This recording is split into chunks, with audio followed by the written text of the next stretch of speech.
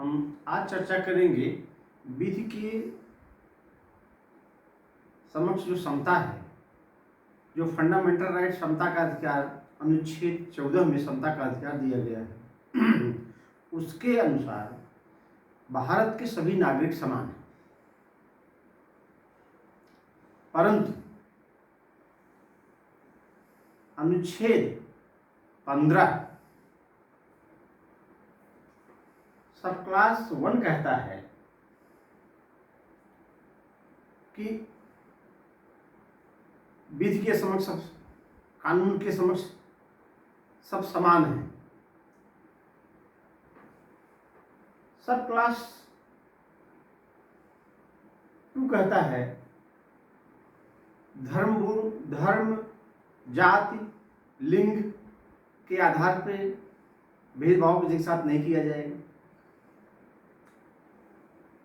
अनुच्छेद 15 सब क्लास 3 में यह प्रावधान किया गया है, यदि सरकार स्त्रियों और बालकों के लिए कोई विशेष उपबंध करती है, उनके लिए विशेष सुविधा देती है, विशेष आरक्षण करती है, कोई ऐसा कानून बनाती है, तो वह जो है समता के अधिकार से प्रभावित नहीं होगा।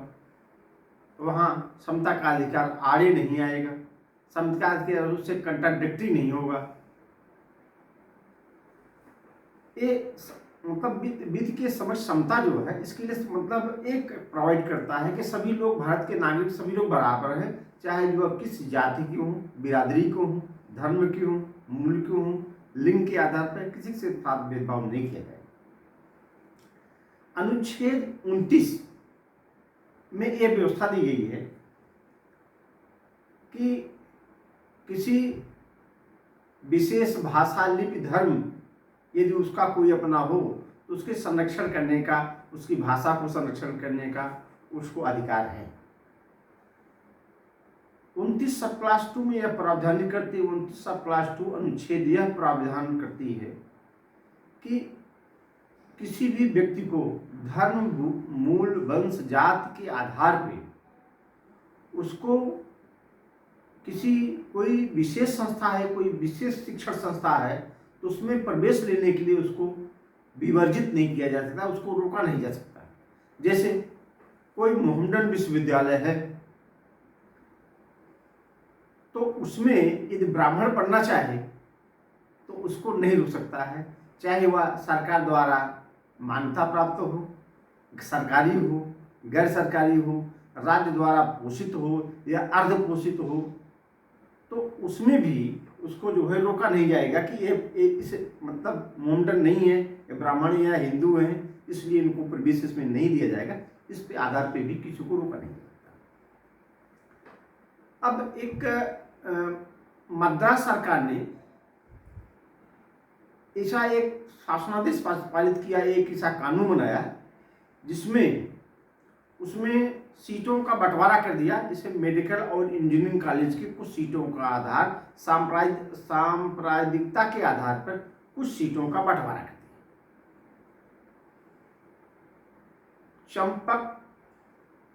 चंपक दोराई राजन ने इसको मद्रास हाई कोर्ट में, श्रीमती चंपक दोराई राजन ने मद्रास हाई कोर्ट में इसको चुनौती दिया और यह तर्क प्रस्तुत किया, क्योंकि जब समता के अधिकार के तहत सब लोग समान हैं, किसी के धर्म, मूल, वंश, जाति के आधार पर किसी के साथ भेदभाव नहीं किया जाएगा, तो चूंकि धारा 13 सब क्लास 2, सॉरी हम धारा बार बार बोलते थे, धारा की जगह अनुच्छेद, जब हम धारा कहें तो अनुच्छेद ही समझिए, अनुच्छेद 15 सब क्लास 2 यह प्रोवाइड करती है धर्म, मूल, वंश, जाति के आधार पर जब किसी के साथ भेदभाव नहीं किया जाएगा। अनुच्छेद 29 सब क्लास 2 यह प्रावधानित करता है कि धर्म, मूल, वंश, जाति, सांप्रदायिकता के आधार पर किसी को शिक्षण संस्था में प्रवेश लेने के लिए या ऐसी संस्था में प्रवेश लेने के जो राज्य द्वारा पोषित हो या राज्य द्वारा पोषित नहीं हो, उसमें उसको रोका नहीं जा सकता। तो यह अनुच्छेद 15 और अनुच्छेद 29 का उल्लंघन करता है। तो इसलिए जो इनका गवर्नमेंट, मद्रास गवर्नमेंट का जो ऑर्डर है मद्रास सरकार का आर्डर है जो इसको निरस्त किया जाए। यह AIR 1951 में सुप्रीम कोर्ट था। ये मामला अब मद्रास हाई कोर्ट ने जब इनकी याचिका श्रीमती चंपक दोराई राजन की याचिका स्वीकार कर ली तो सरकार मद्रास हाई कोर्ट ने बिल्कुल इनकी बात मान लिया कि हाँ, चूंकि ये फंडामेंटल राइट का इनका जो आदेश, जो कानून बनाया मद्रास सरकार ने, फंडामेंटल राइट, मूल अधिकारों का हनन करता है, अनुच्छेद 15 और अनुच्छेद 29 का हनन करता है, इसलिए यह विधि विरुद्ध है और संविधान के इन अनुच्छेदों के विरुद्ध का विरोध करता है, इसलिए निरस्त किए जाने योग्य है और उसको निरस्त कर दिया। और श्रीमती चंपक दोराई राजन को आदेश दे दिया कि प्रोवाइड कर दिया कि आप उसमें प्रवेश, मेडिकल कॉलेज में प्रवेश कर सकते हैं, आपको इस आधार संवैधानिक आधार पर भेदभाव आपके साथ नहीं किया जाएगा। लेकिन मद्रास हाई कोर्ट ने इसको सुप्रीम कोर्ट में चुनौती दे दिया, स्पेशल अपील फाइल किया। स्पेशल अपील में सुप्रीम कोर्ट ने कहा कि चूंकि जो मद्रास सरकार का आदेश है सांप्रदायिकता के आधार पर सीटों का बंटवारा किया इंजीनियरिंग कॉलेज और मेडिकल कॉलेज में, तो वो गलत है, क्योंकि अनुच्छेद 15 सब क्लास 2 का और अनुच्छेद 29 सब क्लास 2 का यह सरासर उल्लंघन करता है, इसलिए ये निरस्त होनी होगी और निरस्त कर दिया।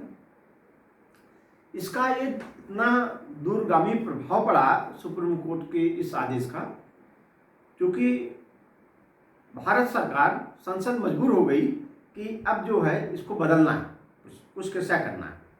तो संविधान में प्रथम संशोधन किया 1951 में, संविधान में प्रथम बार संशोधन किया गया और उस संशोधन में अनुच्छेद 15 सब क्लास 4, अनुच्छेद 15 सब क्लास 4 में व्यवस्था दी गई कि यदि सरकार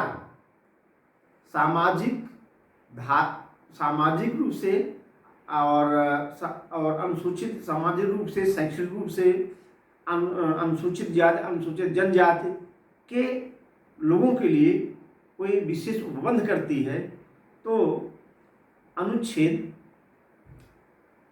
15 और अनुच्छेद 29 इसको अपवर्जित नहीं करेगी और अनुच्छेद 368 में संशोधन किया जा सकता है और उस अनुच्छेद 368 के अंतर्गत संशोधन करके, प्रथम संशोधन करके 1951 में ये 15 सब क्लास 4 जोड़ दिया गया। अब 15 सब क्लास 4 जोड़ देने पे अनुच्छेद 15 सब क्लास 4 जो जुड़ गया, तब अब सरकार जो है सामाजिक, शैक्षणिक, अनुसूचित जात, अनुसूचित जनजाति के लोगों के लिए कोई विशेष उपबंध करती है, तो उससे जो है अनुच्छेद 15 और अनुच्छेद 29 उसको अपवर्जित नहीं करेगी, यदि उससे कंट्राडिक्टरी उसका नहीं होगा। अब 15 सब क्लास 5 भी जोड़ दिया गया। 15 सब क्लास 5 में जो व्यवस्था है, सरकारी व गैर सरकारी शिक्षण संस्थान में यदि कोई विशेष उपबंध बनाती है, विशेष व्यवस्था करती है सरकार, तो उससे भी वह अपवर्जित नहीं किया जाएगा। फंडामेंटल राइट यानी अनुच्छेद 15 सब क्लास 2, अनुच्छेद 29 सब क्लास 2 उससे जो है उसको अपवर्जित नहीं।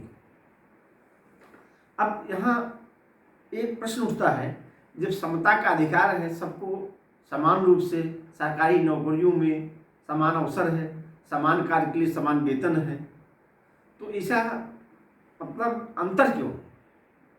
ऐसा प्रश्न, ऐसा बातें उठती हैं। लेकिन जब वो अनुच्छेद में संशोधन करके सारी व्यवस्था बना दी गई है, तो उससे जो है ये माना जाएगा कि समता का अधिकार उससे जो है अपवर्जित नहीं होती है और सब लोग बराबर हैं। अब ये जो है चूँकि प्रथम जो संशोधन हुआ यह रिपोर्टेड है AIR 1951 में सुप्रीम कोर्ट पेज 226 पर। अब इसको बाद में चैलेंज हुआ, चुनौती इसको दी गई, इस सेक्शन जो संशोधन हुआ इसको चुनौती दी गई गोलकनाथ वाले केस में। गोलकनाथ बनाम पंजाब राज्य। बाद में केशवानंद भारती के में इसको चैलेंज किया गया कि क्योंकि एक तो फंडामेंटल राइट पर अटैक कर रहा है, ये 368 में जो संसद संशोधन कर दे रही है और इसे फंडामेंटल राइट खत्म कर दे रही है। तो ये सारे कई संशोधनों को, प्रथम संशोधन, 24वां संशोधन, 17वां संशोधन, ये सारे संशोधनों को गोलकनाथ में और तत्पश्चात केशवानंद भारती के केस में चुनौती गई। केशवानंद भारती के केस में ये 13 जजों की बेंच थी। तो 13 जजों के बेंच में बहुमत से निर्णय हुआ कि सरकार, संसद तो संशोधन कर सकती है, लेकिन फंडामेंटल राइट यानी संविधान के मूल ढांचे में परिवर्तन नहीं कर सकती, संविधान के मूल ढांचों को खत्म नहीं कर सकती। संशोधन करने का अधिकार है, लेकिन जब नागरिक का फंडामेंटल राइट यानी मूल अधिकार खतरे में पड़ जाएगा, मूल अधिकार खत्म नहीं कर सकती। यह केशवानंद के भारती के केस में 13 जजों की बेंच ने यह फैसला सुनाया। अब आज का सेशन इतना ही है। कल केशवानंद भारती के बारे में हम बताएंगे और थोड़ा सा राष्ट्रपति के कार्यकाल, राष्ट्रपति का शासन, राष्ट्रपति कैसे अपने शक्तियों का प्रयोग करता है, इसके बारे में हम कल चर्चा करेंगे। आज बस सेशन बस इतना।